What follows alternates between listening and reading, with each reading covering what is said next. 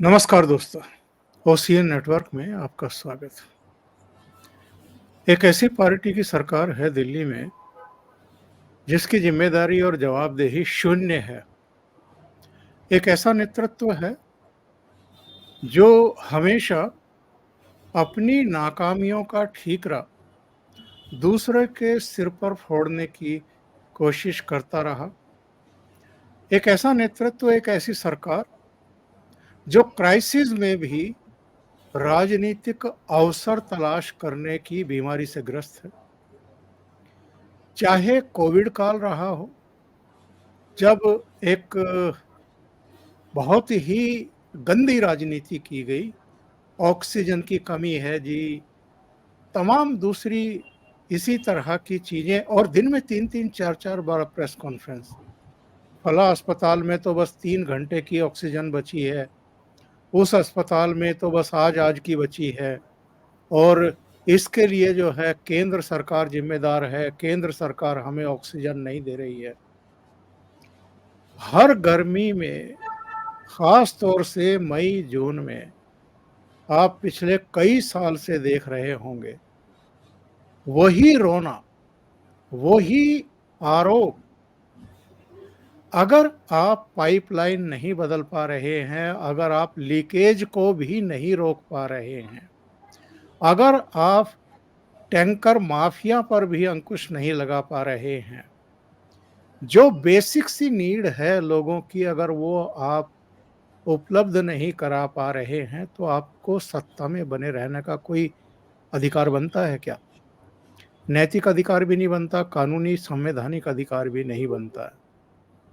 आप अगर जेल में पड़े हुए हैं, शराब घोटाले के गंभीर आरोपों में, और जैसे आपके साथियों को बहुत लंबे समय से जमानत नहीं मिल रही है, आपको भी जमानत मिलने की कोई उम्मीद दूर-दूर तक नहीं है।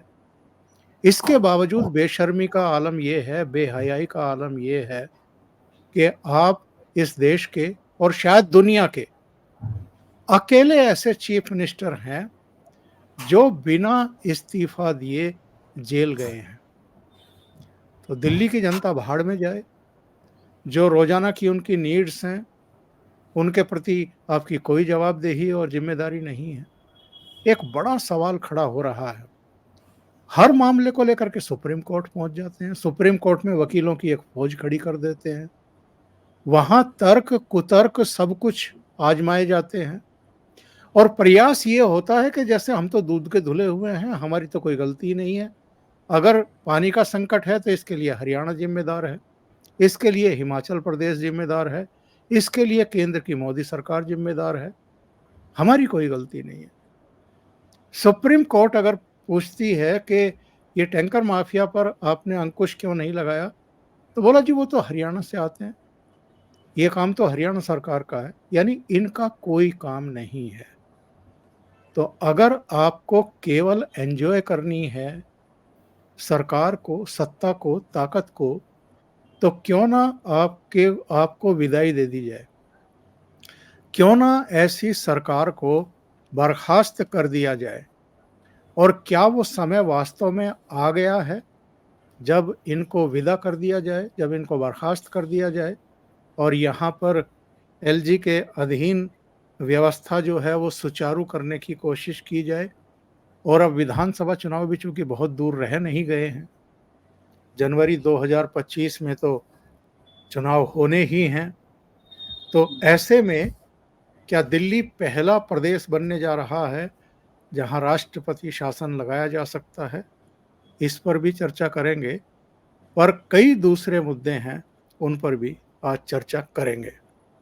और मेरे साथ एक समय अरविंद केजरीवाल के साथ ही काम कर चुके, और बहुत शिद्दत से काम कर चुके, उम्मीदों के साथ काम कर चुके डॉक्टर मुनीश रायजादा जुड़ रहे हैं, जिन्होंने अपनी एक पार्टी बनाई है। लोकसभा चुनाव में वो 2 सीटों पर उन्होंने अपने प्रत्याशी भी उतारे, और अब वो विधानसभा चुनाव की भी तैयारी कर रहे हैं। मेरे साथ पहले भी जुड़ते रहे हैं, आप उनसे बहुत अच्छे तरीके से परिचित हैं, अननोन चेहरा बिल्कुल नहीं है। तो मुनीश रायजादा जी से जुड़ते हैं और चर्चा को आगे बढ़ाते हैं। मुनीष जी, बहुत स्वागत है आपका ओशियन नेटवर्क। नमस्कार। नमस्ते ओंकार जी। मुनीष जी, आज सुप्रीम कोर्ट की मैं कार्रवाई देख रहा था जिसमें उन्होंने कहा कि साहब, ये जो जल संकट है इसके लिए तो हरियाणा और हिमाचल प्रदेश जिम्मेदार हैं, वो हमें अतिरिक्त पानी दे ही नहीं रहे। मैं आपकी ही पार्टी से जुड़े हुए एक कार्यकर्ता नेता का एक वीडियो भी देख रहा था। वो बता रहे थे कि हम 3 किलोमीटर पैदल चल करके यहाँ तक आए हैं और वो लीकेज दिखा रहे थे। एक बड़ी मोटी पाइप से पानी का लीकेज हो रहा है। तो हिमाचल प्रदेश क्या, उत्तराखंड भी लग जाए और ऊपर चीन भी लग जाए और कई दूसरे देश भी लग जाएं दिल्ली की प्यास बुझाने के लिए और सप्लाई देना शुरू कर दें, तो अगर आप पाइपलाइन नहीं डालेंगे और अगर आप इन व्यवस्थाओं को नहीं सुधारेंगे, तो फिर दिल्ली की जनता तो प्यासी ही रहेगी। वो तो टैंकर के पीछे ही दौड़ने के लिए अभिशप्त रहेगी। मैं आपकी प्रतिक्रिया जानने से पहले अरविंद केजरीवाल के अलग-अलग समय पर जल संकट को लेकर के दिए गए बयानों को भी जरा प्ले कर देता हूँ। 5 साल के अंदर हर घर के अंदर पाइप से पानी पहुंचाएंगे, पाइपलाइन बिछाएंगे, हर घर के अंदर आपकी टूटी के अंदर पानी आया करेगा, ये मेरा वादा है। लेकिन 5 साल लगेंगे। 5 साल के अंदर हर घर के अंदर पूरी दिल्ली में पानी की पाइपलाइन बिछाएंगे। ये दिल्ली के लिए शर्म की बात है कि देश की राजधानी में हर घर में पानी नहीं आता।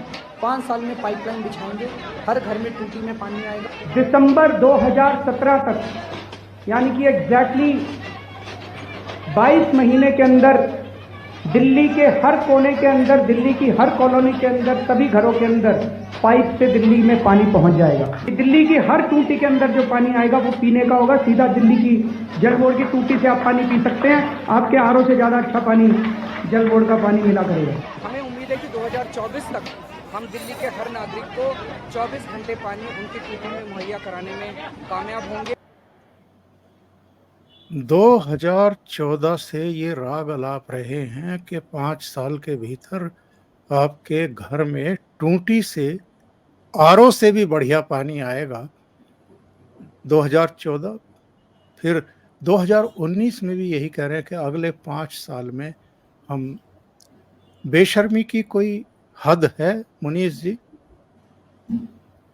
देखिए, एक तो इस वीडियो ने इस असक्षम, भ्रष्ट, निकम्मे मुख्यमंत्री की पोल खोल दी है। आपको बधाई हो कि आपने इतना सारगर्भित वीडियो दिखाया जिसके बाद कुछ बचा ही नहीं है कहने को। अरविंद केजरीवाल इस युग का सबसे भ्रष्ट और धूर्त किस्म का प्राणी है और ये भारतीय राजनीति के लिए इससे ज्यादा दुर्भाग्य की बात नहीं हो सकती कि व्यवस्था परिवर्तन के नाम पे एक आंदोलन जो शुरू किया गया था उसकी प्रोडक्ट इस किस्म का व्यक्ति निकला। 35 साल पहले जो आंदोलन शुरू हुआ था, इस आंदोलन से पहले, मतलब अब तो 45 साल हो गए, जब जेपी आंदोलन हुआ था तो उसमें भी जो लोग निकले, कुछ लोग भ्रष्ट बने, लेकिन कम से कम कुछ तो काम किया उन्होंने। देखिए, दिल्ली में 80,000 करोड़ का बजट है दिल्ली स्टेट के लिए। उसमें दिल्ली जल बोर्ड का लगभग 7.1 करोड़ का बजट है, एनुअल बजट। और जो कंजम्पशन है दिल्ली में जो वाटर कंजम्पशन है वो लगभग 1.29 million MGDA, million gallon per day. जबकि मई में, पिछले महीने, इन्होंने, दिल्ली जल बोर्ड ने वाटर जो पर डे जनरेट किया जाता है उसकी मात्रा इन्होंने कम कर दी 969 मिलियन।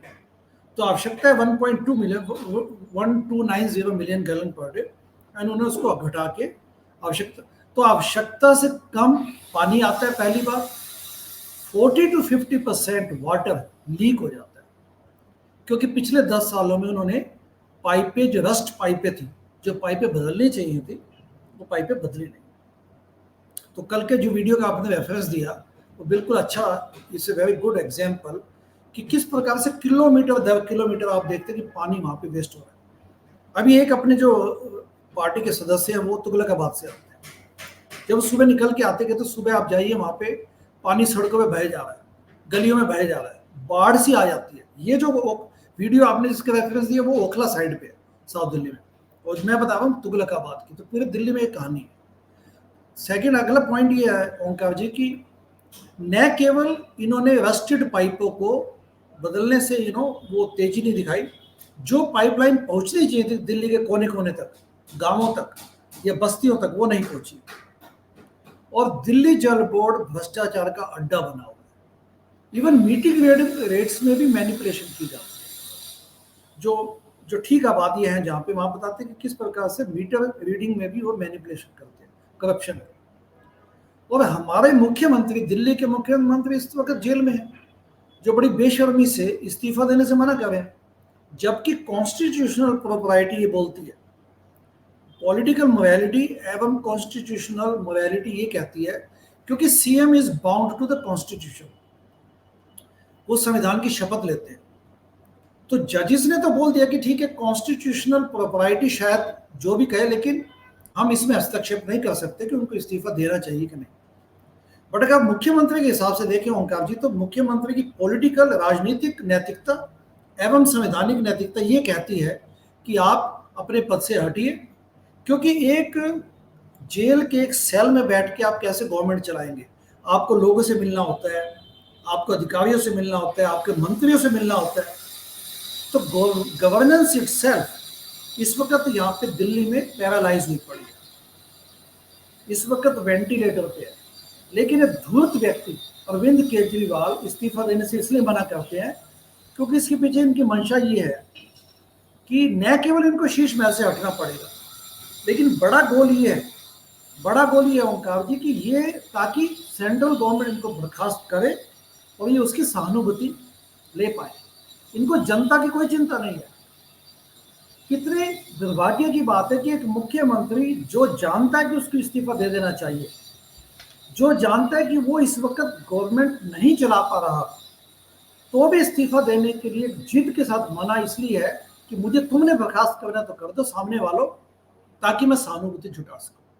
आतिशी के आप तमाशे देखते हैं, मतलब थिएट्रिक्स हो रही है इस वक्त, ड्रामेबाजी हो रही है इनकी गवर्नेंस में।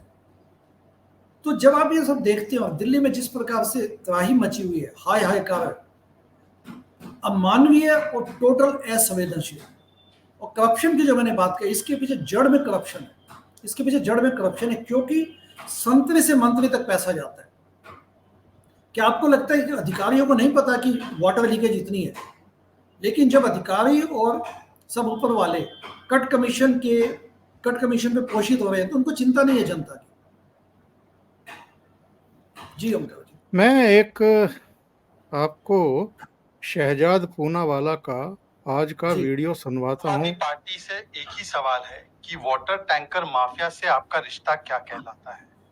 आज ये स्पष्ट हो चुका है कि सुप्रीम कोर्ट की सुप्रीम चेतावनी के बाद कि आप बहानेबाजी बंद कीजिए, वाटर सप्लाई को दोष देना बंद कीजिए, दूसरों पर दोषारोपण करना बंद कीजिए, और ये बताइए कि वाटर टैंकर माफिया पर कार्रवाई क्या कर रहे हो। तो कार्रवाई करने के बदले फिर से वाटर टैंकर माफिया को आम आदमी पार्टी की सरकार संरक्षण दे रही, कह रही हम तो कार्रवाई नहीं कर पाएंगे।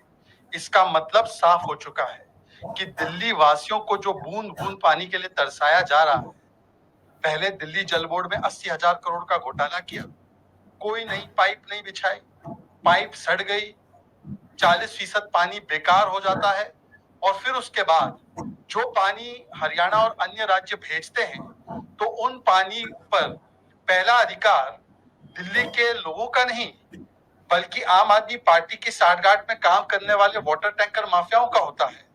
वो जाते हैं, इस पानी को चुराते हैं और साठगांठ से इसे ऊंचे ऊंचे दाम पर बेचते हैं, और हो सकता है कि आम आदमी पार्टी को हर टैंकर पानी पर कमीशन मिल रहा है।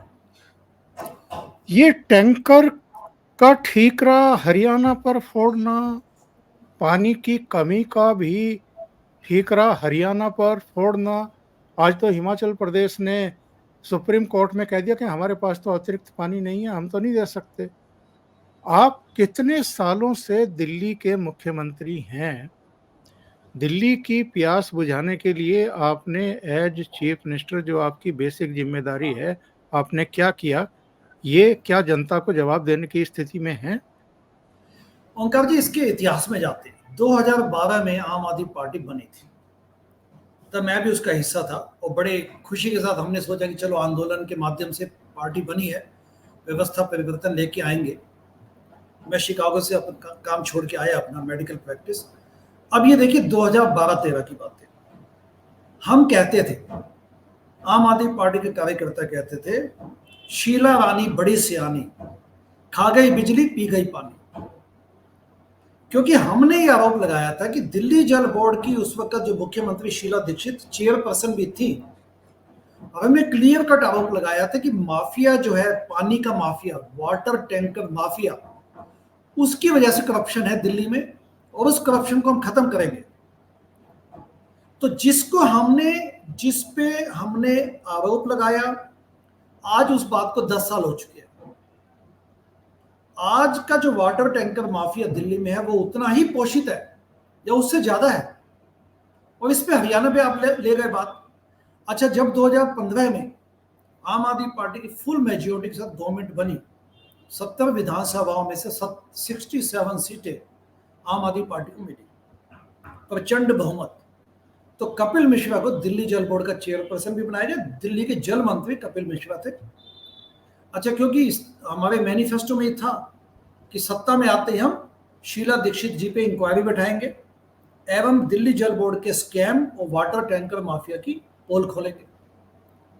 तो कपिल मिश्रा ने उस बात को बड़े शिद्दत से लिया, क्योंकि नई गवर्नमेंट थी, लगा कि हम तो वास्तव में इतिहास बदलने आए। कपिल मिश्रा ने उससे इन्वेस्टिगेशन बैठाई। जब इन्वेस्टिगेशन तैयार हुई तो वो फाइल लेके कपिल मिश्रा जी अरविंद केजरीवाल मुख्यमंत्री जी के पास गए। मैं 2015 की बात बता रहा हूँ। ट्रांसपेरेंसी पारदर्शिता डॉक्यूमेंट्री में आप ये देखेंगे कि कपिल मिश्रा अपने मुख से बता रहे हैं कि क्या हुआ। तो जब वो फाइल लेके उनके पास पहुंचे, मुख्यमंत्री जी के पास, उन्होंने कहा इसमें तो शीला दीक्षित इम्प्लीकेटेड है, इसमें दोष है उनका। तो अरविंद केजरीवाल उस बात पे नाराज, गुस्सा हो गए। कपिल मिश्रा को कहते तुम्हें और कोई काम नहीं है क्या? ये देखिए, तुम्हें और कोई काम नहीं है कि यही काम बचा है कि इसमें इन्वेस्टिगेशन में घुसना। तो ये शो करते हैं कि उनकी मंशा क्या थी। और उसके अलावा वाटर टैंकर माफिया का जो पोषित है, आप जारवाल जो अपने एमएलए हैं उनको देख लीजिए आप। मैं तो ये कहता हूं कि मुख्यमंत्री वाटर टैंकर माफिया के पितामह हैं।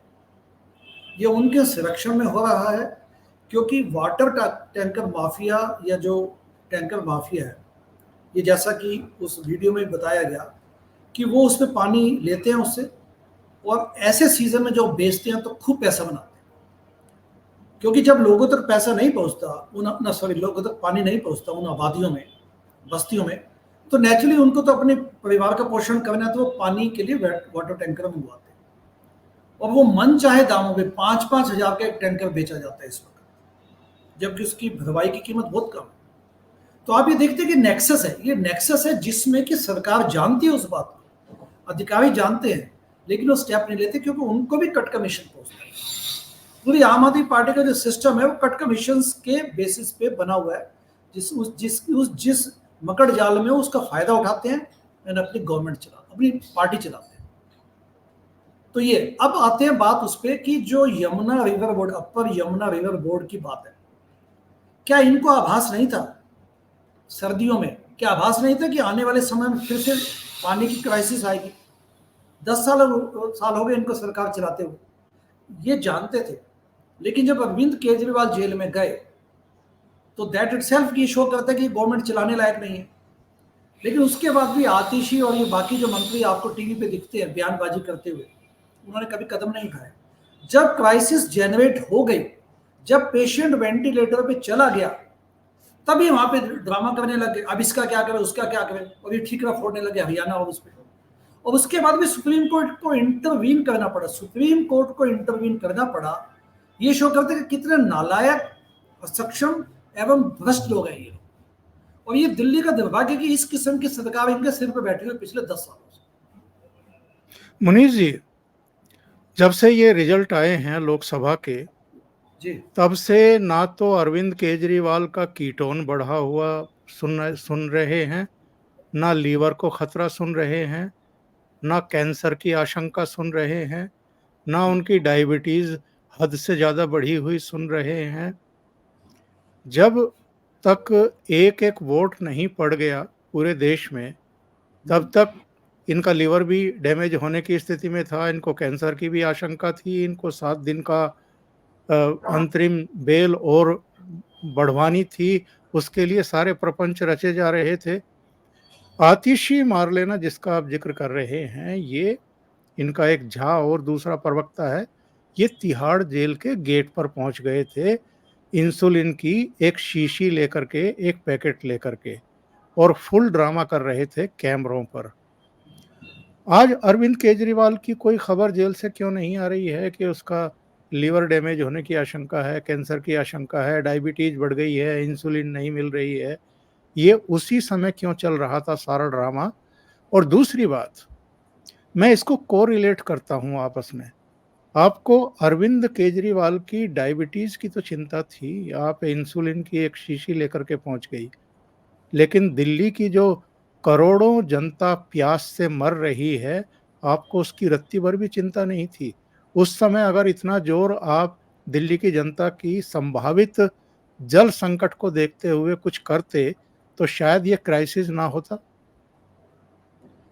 इतनी संवेदनशीलता अगर ये इस व्यक्ति में होती, अरविंद केजरीवाल में, तो बातें ही अलग होती। तिहाड़ जेल के समय पूरा प्रपंच रचा गया। देखिए, जेल में मेडिकल बोर्ड है।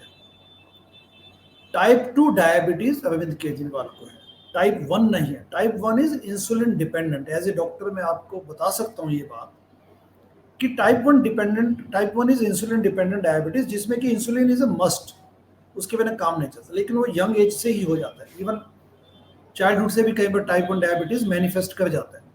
Type 2 diabetes typically middle age में आता है, जो कि अरविंद केजरीवाल को है। स्ट्रेस, ओबेसिटी एंड खाने पीने से बढ़ सकता है।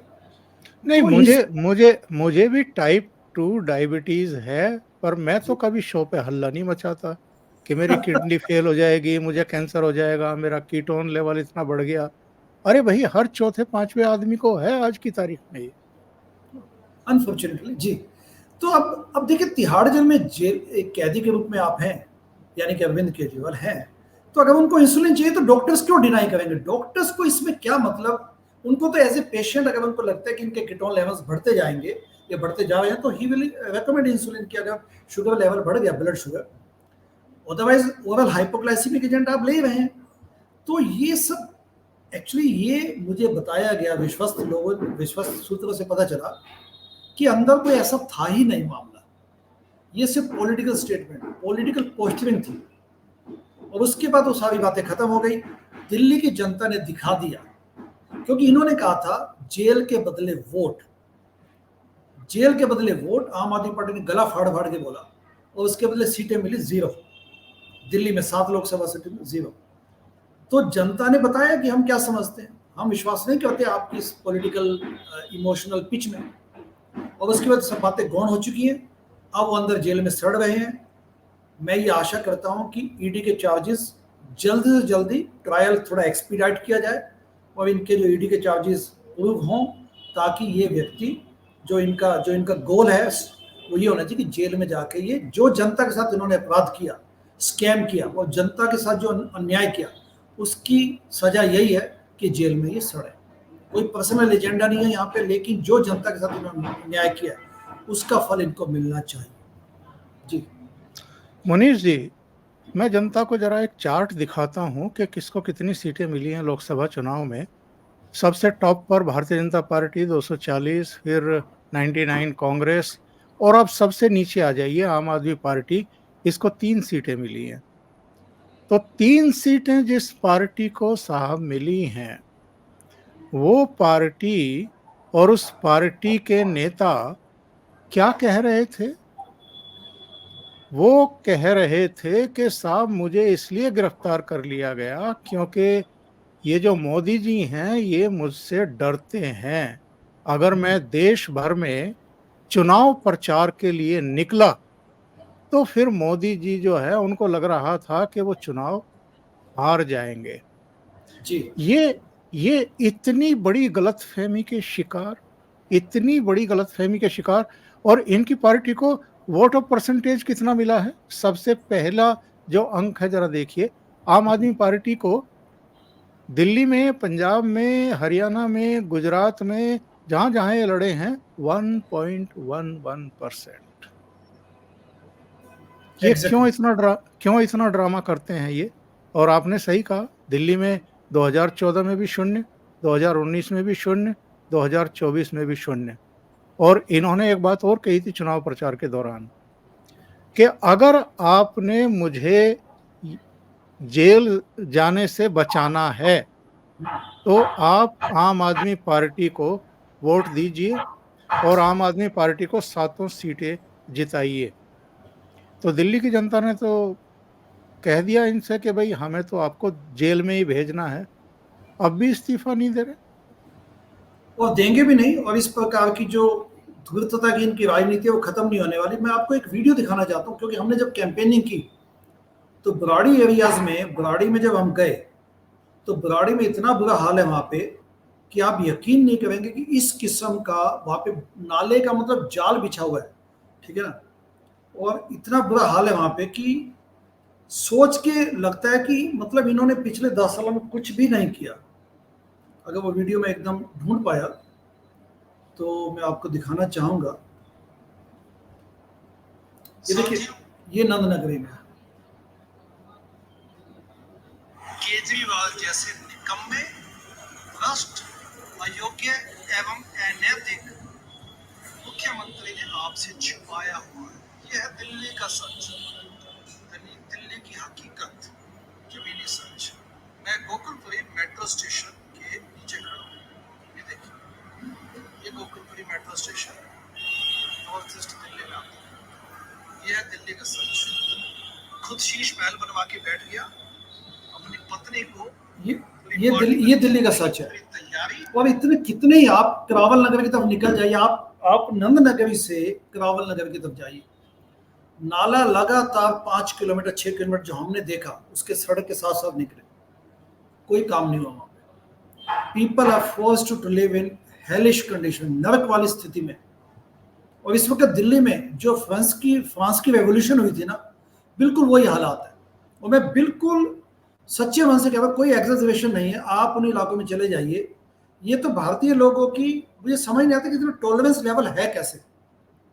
टैक्स देते हैं, कोई ऐसा तो है नहीं कि ये लोग हमारे आका हैं कि जैसा कहेंगे वैसा करेंगे। लोग यहाँ पे मालिक होने चाहिए। करावल नगर में आप नंदनगरी से वहां जाइए, आप हैरान रह जाएंगे कि इस किस्म की गंदगी वहां पे काम हुआ ही नहीं है। गजब का मतलब गवर्नेंस फेलियर है। समझ नहीं आता। ये बताइए, इनकी प्रेस कॉन्फ्रेंस होती है, इनकी रोड शो होती है, इनकी जनसभा होती है, ये कुछ भी करते हैं तो लाइव दिखाया जाता है सो कॉल्ड में मेन स्ट्रीम मीडिया में। ये मेन स्ट्रीम का मीडिया दिल्ली की इन सड़ी हुई बस्तियों और इलाकों को क्यों नहीं दिखाता है? ऐसा कौन सा जादू का डंडा चला रखा है अरविंद केजरीवाल ने यहाँ के मीडिया पर? देखिए, ये 4 मिनट 39 सेकंड का वीडियो है, मैं आपको भेज भी सकता हूँ। 4 मिनट लगभग 5 मिनट का वीडियो लगातार जब हम कैंटर से जा रहे थे कैंपेनिंग करते हुए, लगातार। ये है दिल्ली की सच्चाई।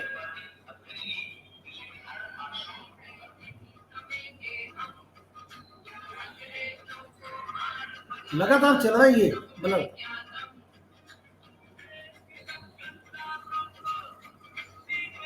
एकदम खुला हुआ नाला है और सड़ता हुआ इलाका है पूरा। तो यहाँ का मीडिया क्यों इनको इतना सपोर्ट करता है? और ये जो सच्चाई है दिल्ली की, ये गंदगी जो है, ये क्यों नहीं दिखाते जा करके ये? जी, और लगातार चले जा रहे हैं। और पैदल नहीं, हम ट्रक पे थे, मतलब तो आप ये देख सकते हो, मीलों मील दूर है, मीलों मील। तो गजब का आपका क्वेश्चन बड़ा वैलिड है कि मीडिया इसको दिखाता है। अजीब किस्म का इन्होंने पैसा खिलाया हुआ मीडिया वालों को। एंड पूरा यहाँ पे जैसे ड्रेसिंग होती है ना सलाद के ऊपर, सैलड के ऊपर, बिल्कुल वही हाल है। जनता यहाँ पे इतनी त्राही त्राही कर रही है। और अभी भी ये पॉलिटिक्स खेलने से नहीं बाज आते। पॉलिटिक्स खेलने से मुझे लगता है कि अगर थोड़ा बहुत भी किसी को यहाँ पे एक बार मौका मिल जाए दिल्ली प्रदेश में, इन सबको पकड़ के इन पे मार्शल कोर्ट मार्शल किया जाना चाहिए। ये मैं अपनी व्यक्तिगत पीड़ा से बता रहा हूँ, nothing out of personal revenge. इस सब को एमएलए से लेके म्यूनिसिपल काउंसिल से लेके अरविंद केजरीवाल को एक लाइन में खड़ा होकर इनको कोर्ट मार्शल किया जाना चाहिए और इससे पूछना चाहिए कि ये क्या चल रहा है, बताइए। कूड़ा गार्बेज के आपको व्यूज मिलेंगे, 3 बड़े बड़े पहाड़ जो हैं गार्बेज के, कूड़े के पहाड़, कुतुब मीनार को भी मात देते हैं।